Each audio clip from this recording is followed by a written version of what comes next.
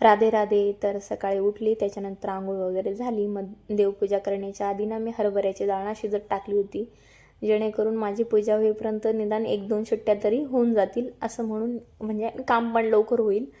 तर तसंच झालं होतं. पूजा वगैरे झाली, मग पाणी आलं, मग पाणी वगैरे भरून घेतलं होतं.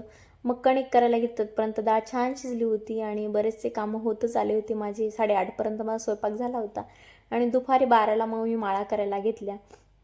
तर गाडीला 1 आणि दुकानाला 2 माळा आणि घराला 1 तोरण, एक भगवान नारायणांसाठी छान अशी छोटीशी माळ बनवली होती. माझा काही हात पुरेनासं झालं होतं, म्हणून आहोंना बोलली तुम्हीच बांधा, म्हणून माझा काही हात पुरत नाही आहे. तर मग जायचं होतं आम्हाला मिरवणुकीसाठी.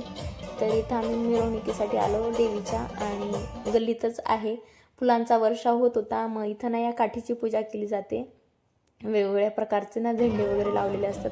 आता गाव बदललं की प्रथाही बदलतात. आमच्या गावाची प्रथा अशी आहे, आणि इथं प्रत्येकजण ना वेटिंगवर होतं पूजा करण्यासाठी. माई झाली, मग त्यांनी पूजेचं ताट घेतलं आणि लहान मुली देखील मस्त आवर्जून फोटो काढत होते आणि डीजे लावलं होतं. इथं नाचणं चालू होतं.